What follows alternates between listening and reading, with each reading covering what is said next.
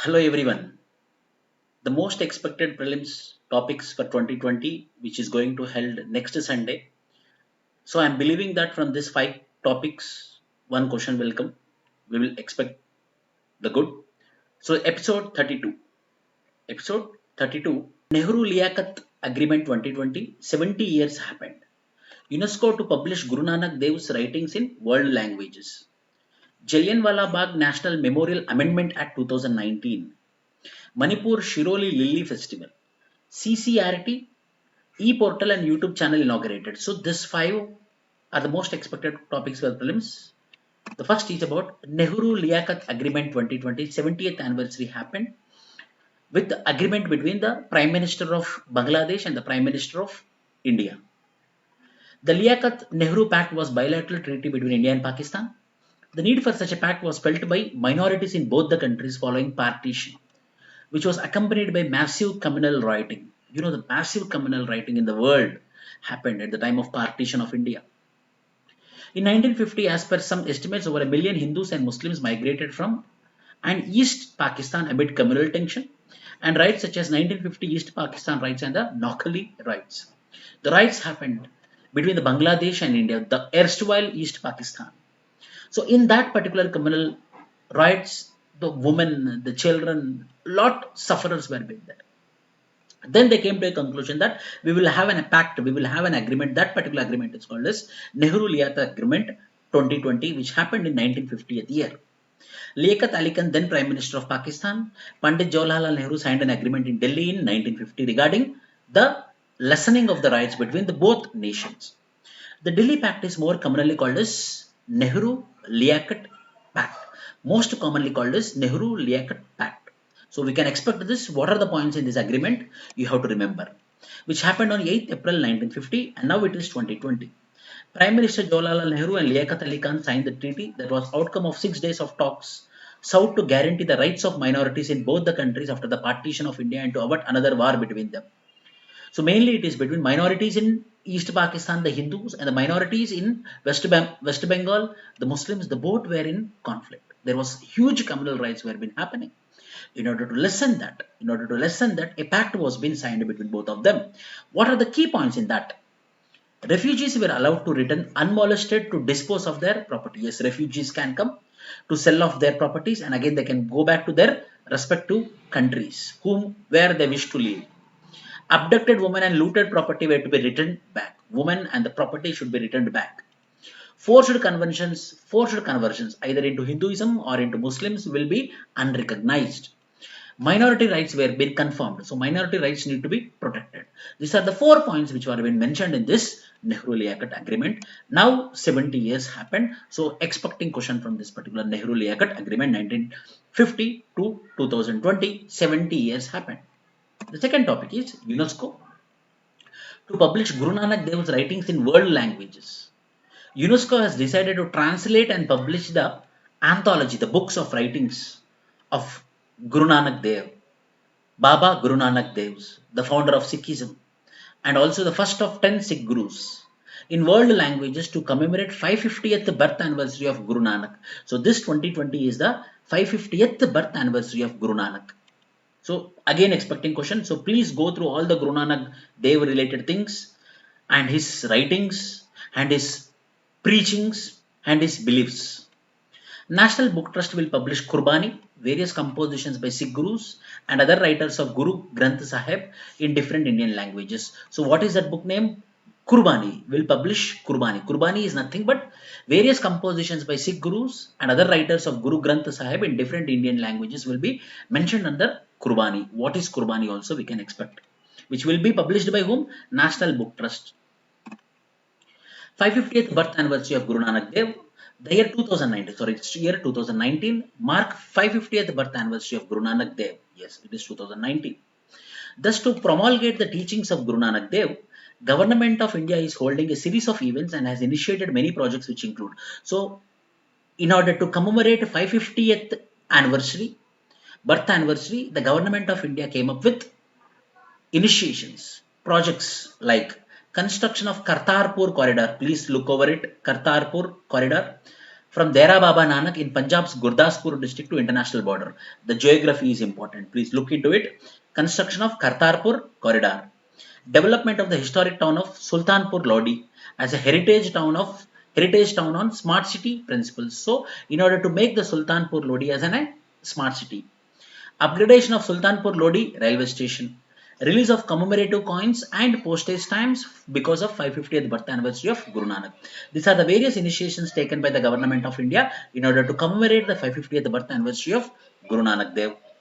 And the third topic, Jallianwala Bagh, the massacre which happened.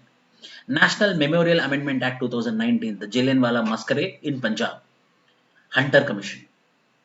The hunter was a person who is responsible for this Jallianwala Bagh. The Jallianwala Bagh National Memorial Amendment Bill 2019 was been introduced in Lok Sabha. It amends the Jallianwala Bagh National Memorial Act 1951. There was an act was been made in 1951 which is called the Jallianwala Bagh National Memorial Act 1951. Now we are amending it. Why? The reasoning is there here. The act provides for the erection of a national memorial in memory of those killed or wounded on April 13, 1919, the dark day, in Jallianwala Bagh, Amritsar. In addition, it creates a trust to manage that national memorial. In order to manage that national memorial, we are having a trust.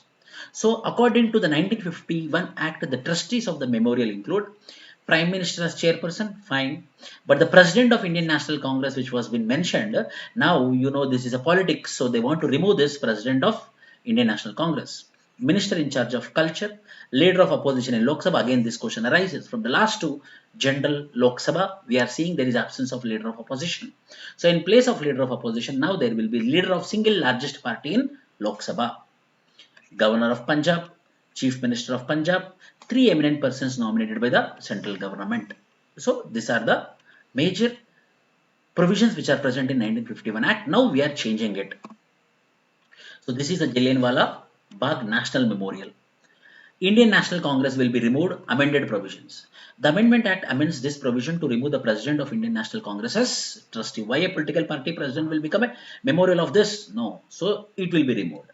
Opposition leader. So now from the last two Lok Sabhas, there is absence of opposition leader.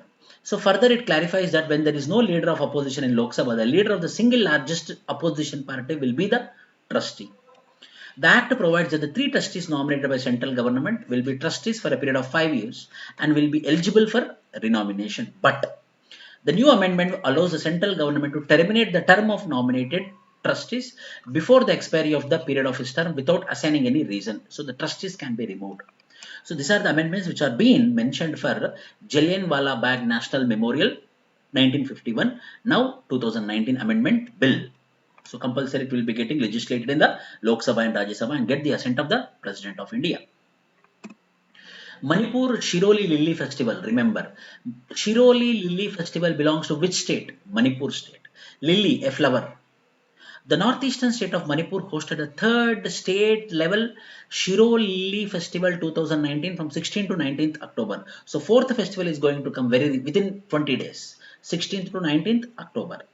Union Minister of Tourism Prahlad Singh Patel inaugurated Shirui Lilly Festival 2019 at Shiroi Wangyan ground of Ukral in Manipur. So what you have to remember means Shiroi Lilly Festival belongs to which state? Means it's a Manipur state.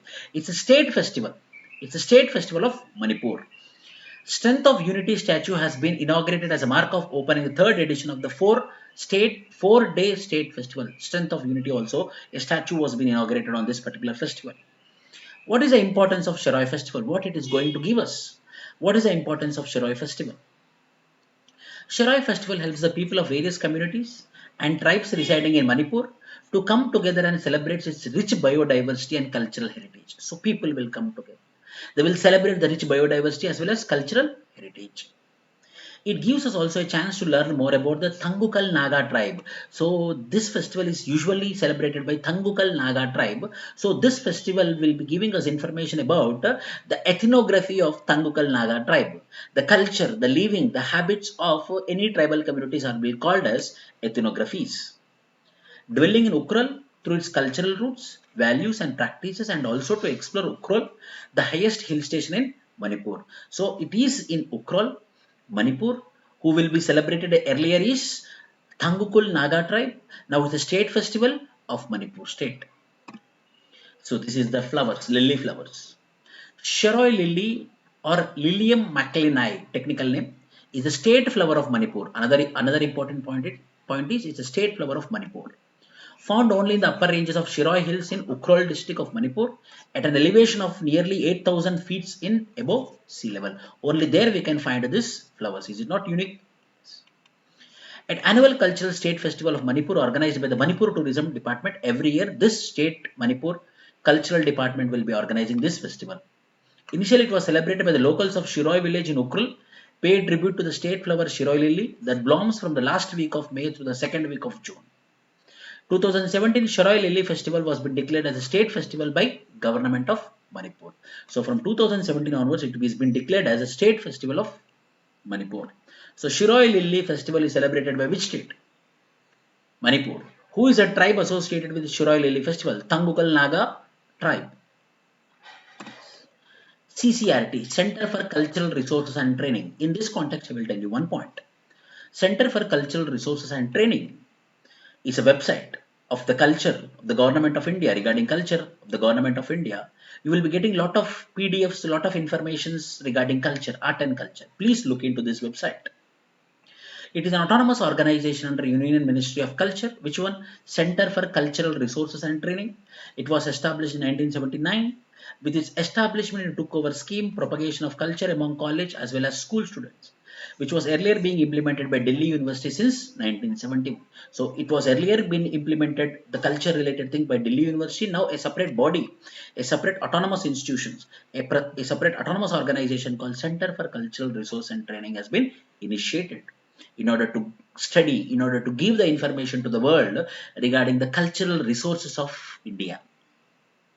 Union Minister of State for Culture Prahalad Singh Patel inaugurates an electronic portal and a YouTube channel of Rashtriya Center for Cultural Resource and Training to promote Indian culture. To promote Indian culture, a YouTube channel and a portal was being created, which was been inaugurated by the Minister of State for Culture, Government of India.